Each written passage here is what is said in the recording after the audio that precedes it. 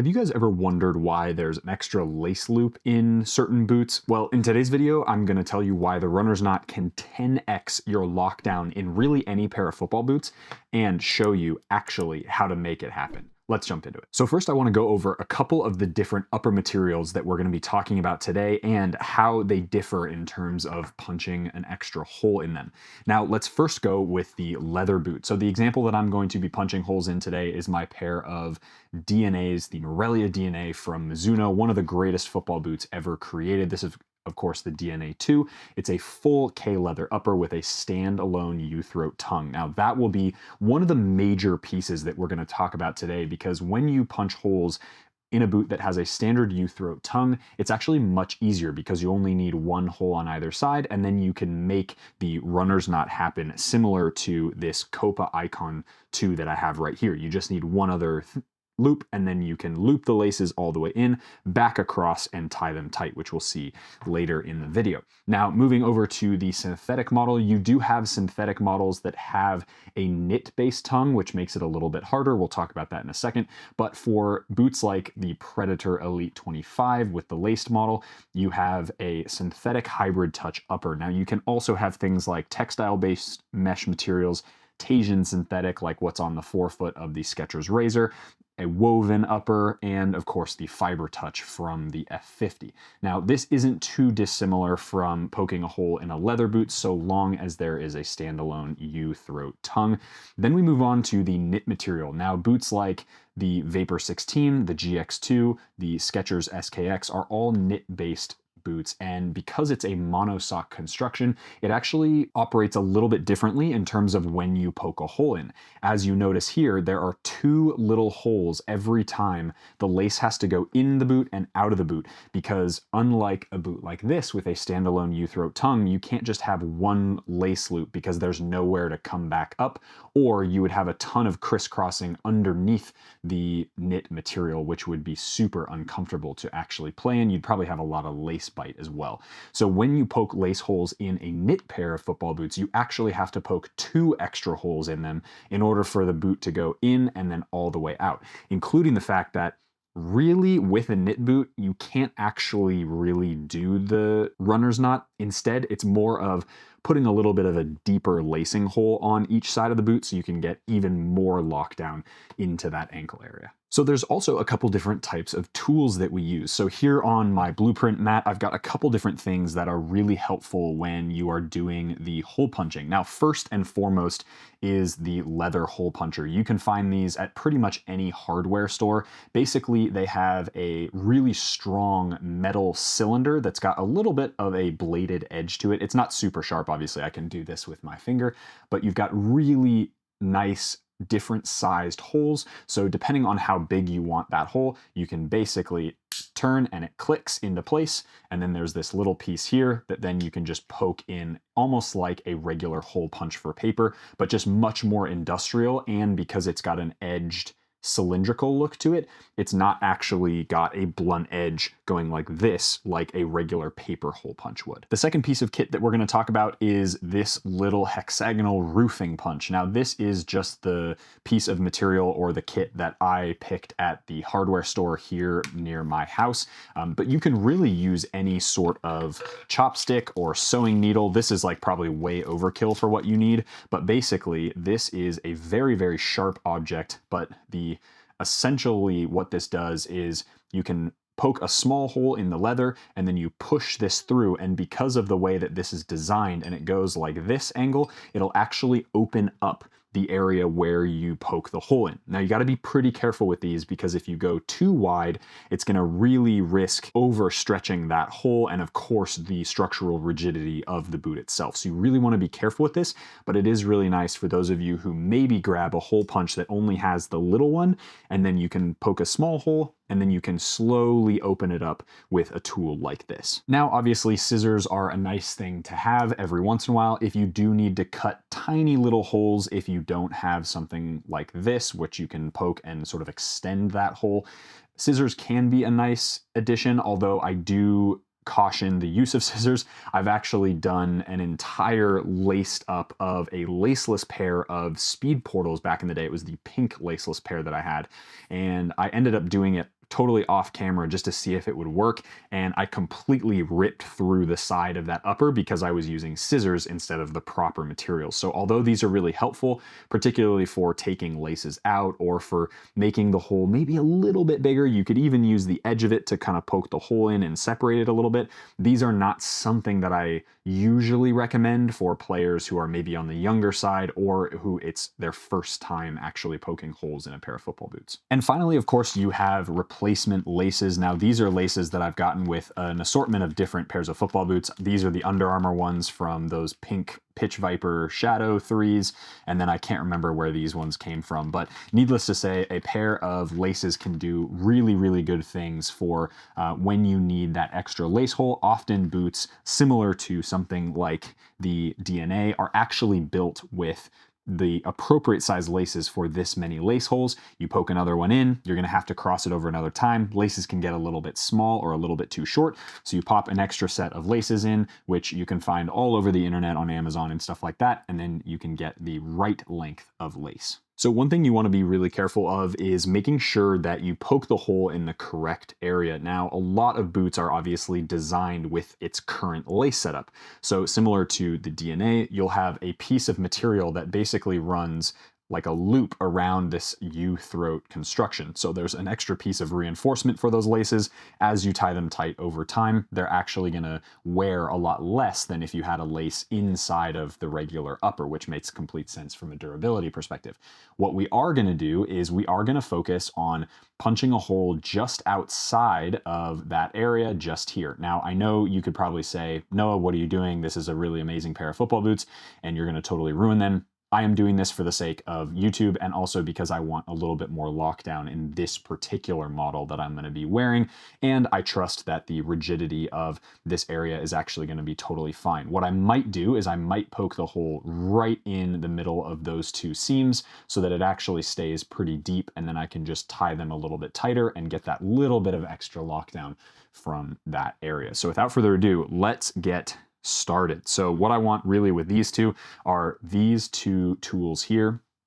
So I'm going to pick this maybe medium size, I think the one that I have right there, and all I'm going to do really is come around this side, pick my spot kind of right there, and then I'm going to squeeze really tight. You hear that click, and then I'm going to open it up again, and as you can see, there's a little hole right there. And I'm going to use my little poker tool and just be really careful, kind of poking the hole. And then this might take you a couple times. Just make sure you're right on the money in terms of where that is. You can hear it click again. That's like another side of the leather. So there we go.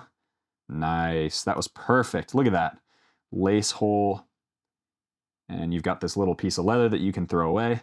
So there's that lace hole right there. And actually, I think this should be perfect. Look at that. All right, so that's one on the leather side, right on. Let's go to the other side and do the same thing right in that crease. And you really want to make sure that you get the identical side if you can. So again, really big push. You can hear it click again. Lovely, that one actually went fully through the first time. There's that extra lace hole, and we're going to put that down the other side. That lace hole, I don't even need the little separator thing, and there you go. So as I tie the laces tight on my feet, which you guys will see B-roll of right now, this all of a sudden turns into a little bit of a cross here, a little bit of a cross there, and all of a sudden I've got a really, really wicked little runner's knot on the leather pair of football boots. So that's the right boot for the DNA. Very, very nice, perfectly well done, no issues there. And that is the benefit of something like this with the tool that's literally designed to punch holes in leather. A lot of leather works, wallets, handbags, football boots, use tools like this. If it's a handcrafted item, obviously a machine will do it if it's a machined product. All right, now moving on to the synthetic Predator. Now this is a pair of boots that I absolutely love wearing. I do think it needs a little bit of extra in terms of lockdown, especially into this heel area. Now, we're really lucky here because with most synthetic uppers that have synthetic across the entirety of the upper, you're going to get a really consistent material throughout this entire area where you would poke extra holes in. So unlike the leather boot here, where you've got that piece of reinforcement and then you sort of have to poke a hole outside of that piece of reinforcement, on the synthetic, it's all the same going up the inside of the boot. Now, they may have some sort of internal reinforcement between the layers of this hybrid touch upper, but for the sake of this video, we can basically assume that a boot like this is going to be super easy to punch that hole in. So for the sake of this